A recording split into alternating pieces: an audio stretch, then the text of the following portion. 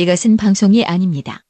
이 채널에는 주권 방송의 내부 전략 토론 내용이 거의 무삭제로 올라갑니다. 말 그대로 회의 내용이니 궁금하신 분들만 들으세요.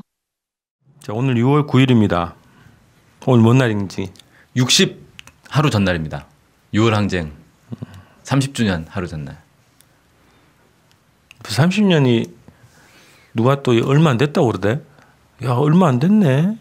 그거 이제 나이 많은 사람들한테는 그렇게 느낄 수 있고 젊은 사람들한테는 자기 태어나기 전에 있었던 일이니까 까마득한 우리가 느끼기에 뭐 한국 전쟁 정도. 90년생이 그렇게 얘기하던데. 예.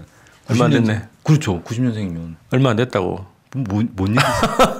타임머신 한참 예전 얘기인 줄 알았더니 30년밖에 안 됐어요? 맞다. 뭐. 심리적 느낌은 오히려 그렇게 낼 수 있겠다. 그런 얘기 하더라고.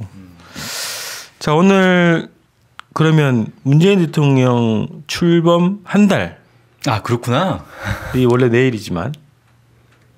그죠. 9일이 대선이었고 10일이 취임이라고 하죠. 그래서 한 달을 좀 맞아서 한 달 한번 지나 보면서 평가? 감히 우리가 평가해도 될까? 그래도 해야죠. 누군가 해줘야죠. 청와대가 직접 평가하면 이상하잖아요. 조언? 평가를 좀 자화자찬이 될 수 있고. 그 다음에 과제 두 가지로 얘기 좀 해보죠. 예. 자, 잘한 건가? 한 달 동안? 일단 잘했다고 봅니다. 왜냐하면 지지율이 높게 나왔어요. 그걸로 국민들이 평가해줬다. 네, 국민이 평가했다. 좀 떨어졌던데 최근에. 오른락 내리락. 너무 올랐어. 네. 근데 몇 개는 모르나 보지. 근데 대체로 뭐. 대체로. 어쨌든 지금 역대 최대치를 찍은 거 아니에요. 김영삼도 또 그랬던 김영삼 때보다 1% 더 더 많다고. 최고치가. 네. 근데 제가 볼 때는 그건 사실 큰 의미가 없는 게 여론조사 기관마다 사실 값이 틀리게 나오고요. 그렇지. 그래서 대략 그냥 추세만 보는 게 저는 좋다고 봐요. 여론조사는. 근데 어쨌든 이게 조기 대선 길어지고 인수위도 없이 곧바로 정권 운영에 들어간 거지. 그렇죠. 이제 준비 기간 없이. 그런 거. 김영삼은 민자당의 모자를 쓰고 그렇게 90% 가까이 이렇게 획득을 했는데 문재인 정부는 야당으로서 그러네. 네, 민주당에서 집권해서 다르네 진짜. 예리한데. 네. 뭐라도 만들어야지. 네. 그러니까 김영삼은 보수는 기본 잘했다라고 해주고 그죠? 부산을 기본 딱 부산 그리고 개혁도 나름 민주화 운동했던 사람이니까 잘했다고 또 해주고. 처음에 하나의 척결하고 뭐 금융실명제 얘기하고 막. 금융실명제 할 때 엄청 올랐죠. 그렇지. 김영삼이 사실 첫 해는 되게 잘했어요. 왜 그랬을까? 그냥 자기가 이제 잘하고자 하는 욕심이 있었겠죠. 그것도 기저효과 아닌가 김영삼? 노태우 때 하도. 그러니까 문민 정부 그 얘기하고 그지 군정 종식이 관철됐다 뭐 이런 형식적인 것도 있고 그래서. 네. 자, 그래도 대중들이 우리 국민들이 평가를 해줘가지고 한 달 잘했네 이 정도 평가는 뭐 기본 내릴 수 있을 것 같은데 어떤 그렇죠. 게 잘했고 뭐 그런 얘기 좀 해볼까요? 뭘 잘했지? 일단 이 인수위 기간이 없다는 게 사실 되게 약점이었는데 처음으로 지금 뭐지? 인수위 기간 없는 정부죠. 뭐라고 그러냐 이게 우리 역사에서 정부 역사를 뭐라고 그러니? 그냥 헌정사상. 그렇게 얘기하는 거야. 헌정사상. 네. 단어가 요즘 생각이 안 나. 헌정사상 처음 있는 일이었지만 그런데도 잘 풀어갔다. 어쨌든 한 달은 그나마. 인사 문제를 잘했다고? 인사도 잘했죠. 일단 청와대 참모진들 일단 뭐 얼굴 외모 중심으로 해서 쫙 뽑아서 사람들에게 이제 실력이 중심이지. 그런 건가요? 실력을 중심으로 뽑았더니 김상조 공정거래위원장은 전혀 인물 패권은 아닌 것 같은데. 아니 청와대. 아 청와대. 네. 실력을 보고 뽑았더니 얘 덤으로 인물까지 잘생겼네. 이런 거지. 네, 뭐 일단 뭐 그렇고 뭐 예를 들어서 누굽니까 조국 교수 뭐 나오자마자 바로 검찰 칼 빼들고 막 그러잖아요. 아니 조용하게 요즘 뭘 하는 것 같더라고. 그래서 또 뭐 아무튼 우병우 라인이 지금 속속 숙청되고 있다 뭐 이런 뉴스가 나오더라고요. 이번에 저기 검찰 쪽에 전부 다 줄줄이 사퇴했잖아요. 사표냈잖아요. 그래서 그 김수남 그래서 한때 그 박근혜 국정농단 사태가 터져 나올 때 우병우와 절친으로 어떻게 이거를 검찰이 어떻게 이거를 막아낼 거냐 할 때 이제 인물 거론되던 자들이 하나 차례차례 지금 윤갑근도 그렇고 그러니까 또 대구 지역의 고검장들 이런 사람들이 많이 연루돼 그렇지. 있더라고. 아우, 예, 아무튼 아니 중앙 감찰 무슨 반 특별위원회인가 뭘 하다가 그 영전을 한 거지 대구 네. 고검장으로. 그래서 다 뭐 좌천성 인사를 받자 뭐 사퇴 변호사 개업한다고 나오고 있는데 아우 이게 변호사 시장이 갑자기 포화 상태가 됐단 말이지. 그럼 지금 변호사들 긴장하고 있을 거예요. 이제 전직 검사 출신의 변호사들 많이 나올 것 같아요. 아니 그래서 대한변협 이런 데서 자격 심사를 하자고 그래야지. 최근에 무슨 뭐 성추행 했던 판사도 정상적으로 변호사 개입을 했다더만. 이게 문제가 있지. 그런 것처럼 검사도 좀 뒷조사 좀 해가지고 최수실 라인, 우병우 라인이면은 개업 못하게 해야지. 그럼 뭐 이제 법으로 그렇게 하기에는 좀 어려울 텐데. 그러니까 그런 거 예를 들어 있잖아요. 근데 아니, 법으로도 할 수 있다고 봐요. 의사들 보면 의료 사고 내면은 의사 면허 박탈 당하잖아요. 그렇죠, 그렇죠. 그렇지. 아니 검사도 재판 때 사고 치면 무거운 사람 잡아넣어가지고 감옥 집어넣고 이런 짓거리 하면 뭐냐? 야 이것도 그럼 대중전으로 해야 되겠다. 자격을 박탈시켜 버려야지. 제보 바랍니다. 이렇게 해가지고 그지? 아니 지금도 그런 제도가 있긴 있어요. 그러니까 이 점수가 있어가지고 네. 점수가 낮으면 진급을 못하게 하는 그런 식으로는 하고 있죠.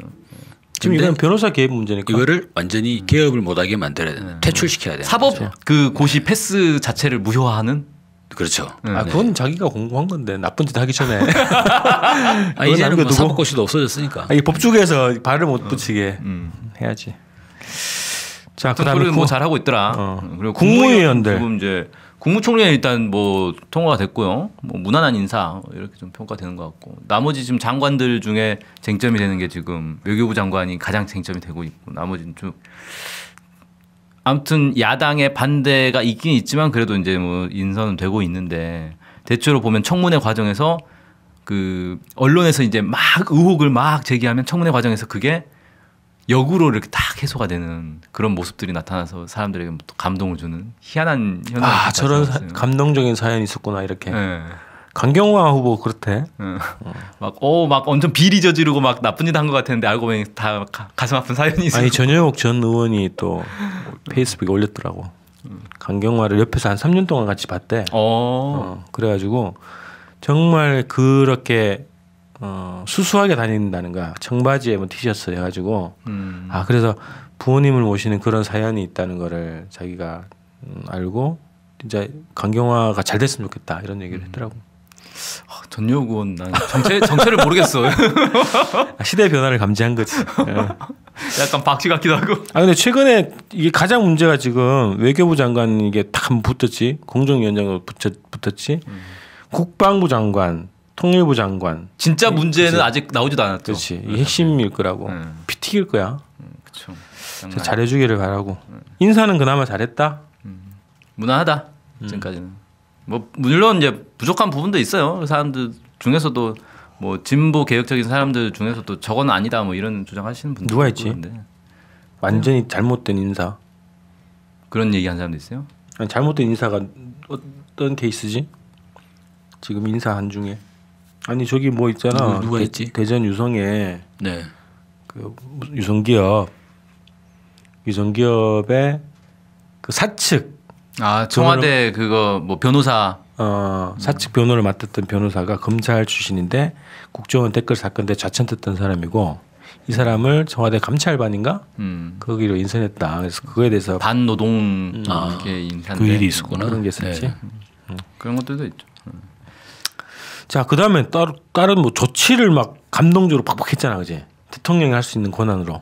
초반에 많이 해가지고 사실 사람들한테 많이 감동을 줬죠. 왜냐하면 이게 비정상을 정상화하는 과정인 거잖아요. 그렇지.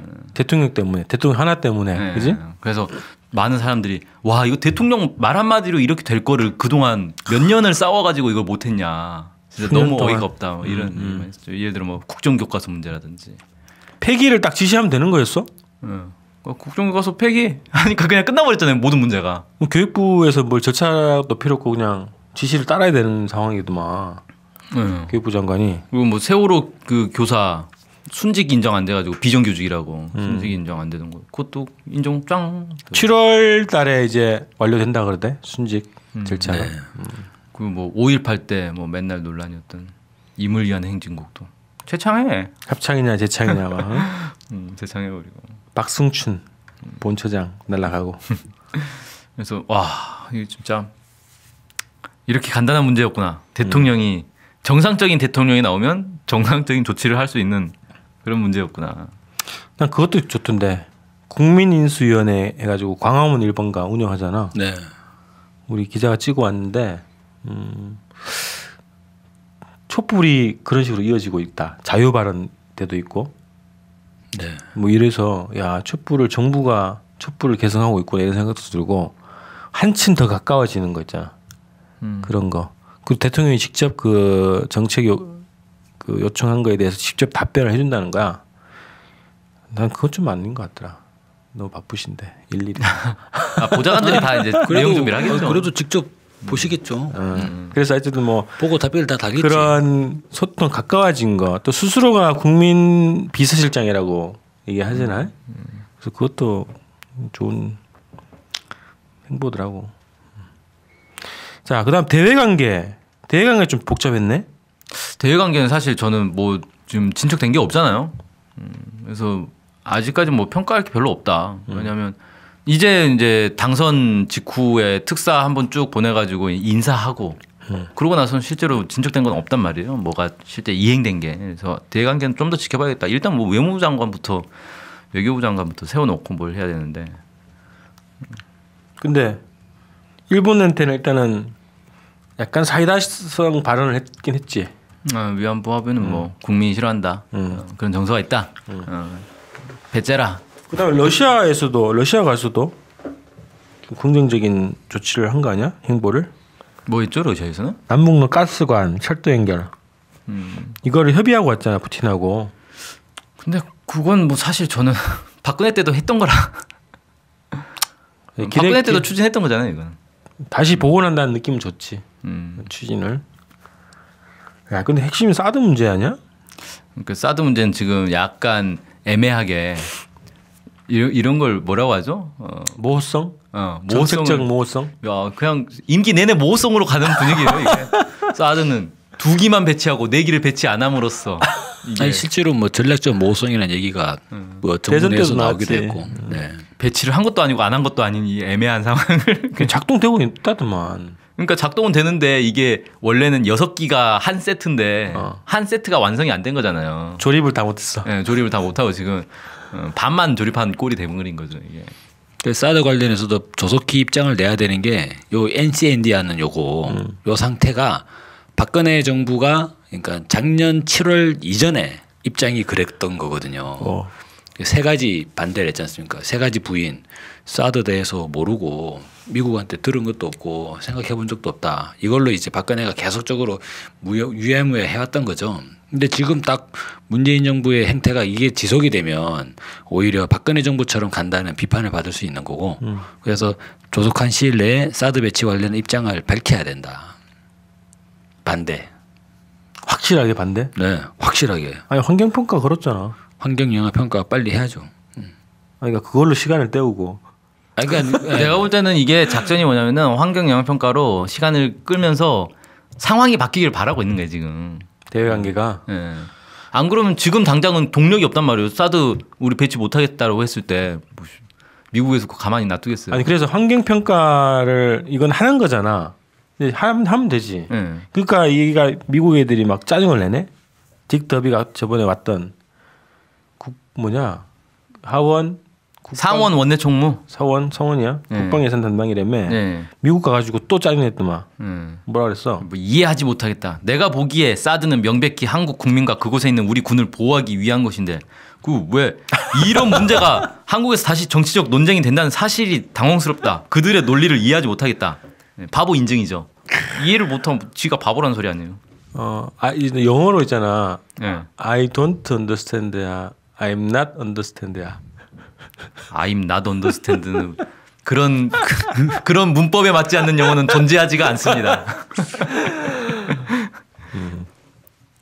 I'm not은 그거 아니야? 나는 이해할 수 있는 사람이 아니다. 왜 그러에요라는 것 같아요. 아니죠. 이게 노골적인 압박 아니야? 그렇죠.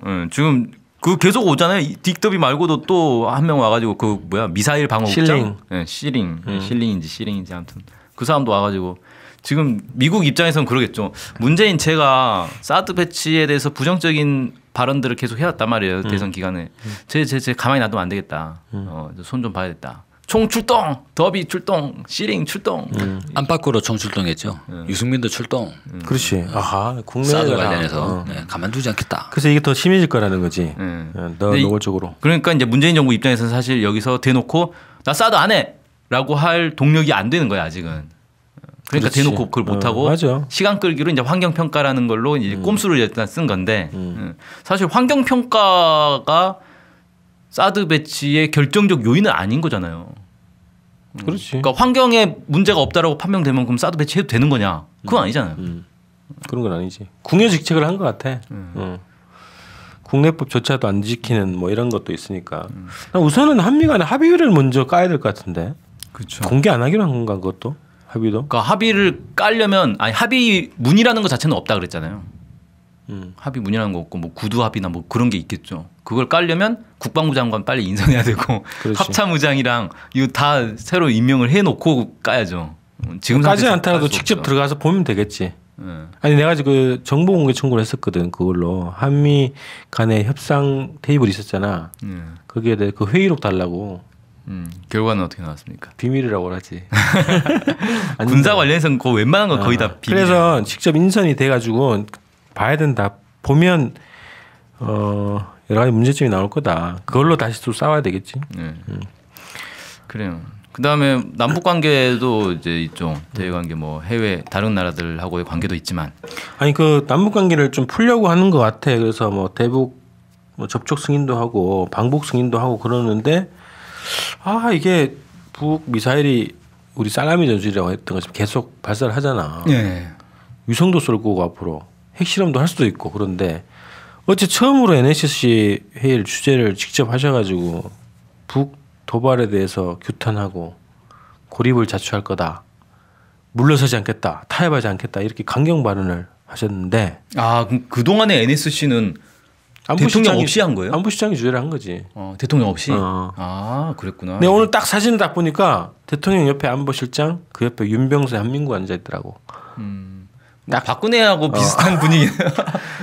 정권 바뀐 거 맞나? 어제도 얘기했지만 하여튼 그런 구조 속에서 하고 빨리 있는데 아니 대통령과 참모진 자체가 이 문제에 대해서 좀 더 연구를 해야 된다 싶더라고.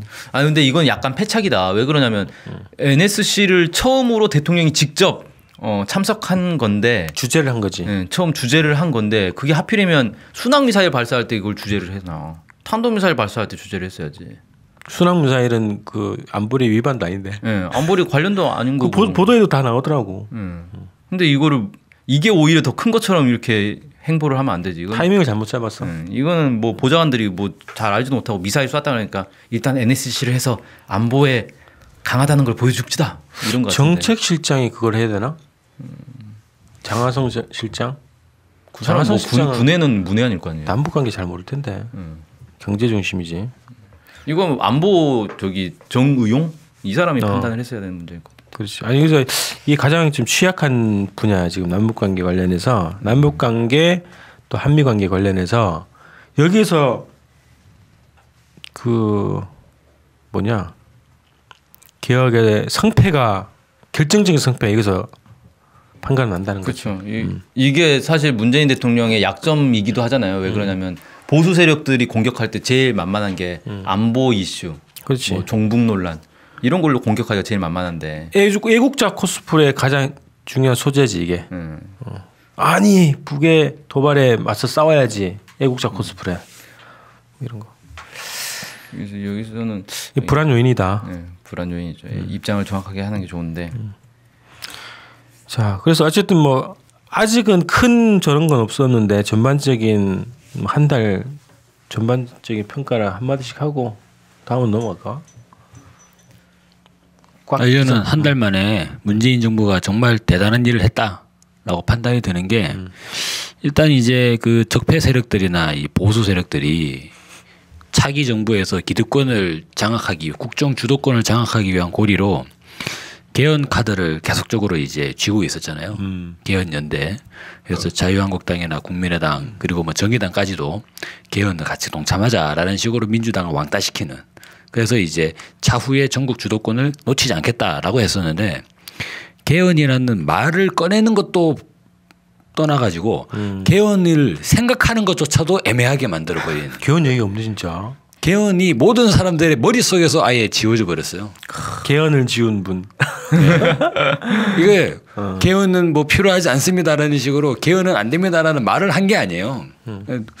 다른 의제들을 계속적으로 연이어 제기하면서 사람들 머릿속에 개헌을 지워버렸다. 정신없게 만들었다. 네, 이 상황에서 만약에 자유한국당이나 국민의당이 자 이제 우리 개헌을 얘기하면 어떻게? 잘 보세요. 대통령 1인에게 너무 많은 권력이 집중되니 권력을 분산합시다라고 하면 국민들이 뭐라 그러겠어요. 오히려 문재인 대통령에게 권력을 더 줘야 되는 거 아니냐 이런 여론이 생겨날 판인데 지금. 맞아. 네. 완전히 개헌 프레임 자체가 완전히 빠그러져 버렸다는 거. 저는 이게 정말 민의에 기초한 정치를 펼친 좀 성과 아니냐. 지난 한 달이었다. 네. 그러네. 그래서 저는 지방선거 이후에도 이게 좋을 것 같아요. 네. 그래. 적폐청산을 할 수 있다. 네. 가능하다. 그러니까 이번에는 식지 않을 것 같지 않아? 그지? 사그러들 것 같지 않지 않아? 이 열기가 이런 그지? 그렇죠. 청산 열기가. 아니 반년 동안 주말마다 촛불을 들어가지고 겨우 만들어낸 정부인데 몇 달 만에 식겠어요 이게. 그지? 끝까지 할 것 같아. 그 다음에 문 기자는. 저도 저 일단 합격. 몇 점? 몇 점? 점수 이거 어렵네. 근데 저는 어떻게 보냐면은 부족한 점은 분명히 있었어요. 그리고 많은 사람들이 뭐 비판을 하는 부분도 있는데 저는 그런 걸 먼저 볼 게 아니라 잘하고 있는 점을 먼저 봐야 되지 않겠냐. 왜냐하면 매우 어려운 조건이거든요. 지금 박근혜가 한국 사회를 이명박 박근혜 10년 세월 동안 한국 정부를 한국 대한민국 사회 자체를 그냥 구조적으로 헬조선 비정상 국가로 만들어버렸단 말이에요. 그거를 인수위 기간도 없이 딱 적폐 세력들 한복판에 그냥 뛰어든 거 아니에요. 그런 어려운 악조건 속에서 지금 싸우고 있는 거다. 그래서 여기서 왜 이것밖에 못하냐라고 해가지고 오히려 위축시킬 게 아니라 더 힘을 실어줄 때가 아닌가 지금은. 일단은 더 힘을 실어주는 게 맞다. 근데 어쨌든 그런 어려운 조건에서 보이는 모습 자체는 상당히 잘하고 있다. 특히 저는 제일 잘하고 있는 것 중에 하나가 그 광화문 1번가 있잖아요. 그런 식으로 국민인수위원회 국민들 속에 이렇게 자꾸 들어가려고 하는 모습들 이게 괜찮은 것 같다. 들리는 얘기가 시민사회단체나 이런 데하고도 상당히 이 교류를 많이 하고 있다. 의견 조율 이런 걸 많이 하고 있다고 하더라고요. 그런 노력이 중요하다. 나는 그게 딱 감동적이더라고. 우리 다 감동받았지만 5.18 때 그 유족 이렇게 연설하고 나서 이렇게 포옹한 거 포옹해 주는 거하고 현충일 때도 그지? 현충일 때도 어떤 노인분 참배한 노인분 이렇게 안내해가지고 이름 모르겠다만 난 그 자세가 좋더라고. 네. 사람을 존중하고 국민을 섬기는 들어가고 인사 잘하고 예의 바르게 하고 존중하는 그런 자세가 첫 출발점이다. 이런 거고 그러면 다른 문제도 잘 풀어나갈 수 있는 국민적 지지 속에서 풀어나갈 수 있는 힘이 될 수 있겠다 보이더라고. 난 그거면 뭐 되지 뭐. 네, 국민을 존중하고 이렇게 위하는 마음 자세가 있으면 이제 남북 관계도 자연히 풀리죠. 그렇지. 이를테면은 그러니까 대한민국 국민이라서 존중하고 북한 주민은 존중하지 않는 건 아니잖아요. 북한 주민이야 뭐 우리가 뭐 지원해 준다면 언제든지 버선발로 달려 나오겠지라는 게 아니라 존중하는 마음으로. 그런 면에서 보면 이제 북한에서 이번에 그 얘기했지 않습니까? 인도적 협력의 전제 조건으로 김연희 그 평양 시민 그리고 그 12명의 여종업원들 북한 여종업원 사실상 이제 북측에서는 강제 납치된 거 아니냐. 그리고 김연희 씨는 본인 스스로 이제 송환을 요구하고 있는데 그 사람들을 북으로 해야지만이 다른 인도적 협력도 가능하다라는 입장을 낸 거잖아요. 그래서 사실 북한 주민에 대해서도 존중하고 북한 주민들의 의사를 존중하는 입장으로 이제 생각을 한다면 저는 문재인 정부가 이분들을 송환을 하고 그리고 북측에 어떤 이제 합당한 메시지를 보내야 되겠죠. 네, 이게 자연스럽게 남북 관계가 풀려나갈 수 있는 또 고리도 되지 않나. 우리 그 두 번째 주제로 과제 얘기할 때 그 얘기를 좀 더 얘기해 보는 걸로 하죠. 자, 일단 첫 번째 문재인 정부 한 달 평가 이렇게 한번 정리를 합시다. 네.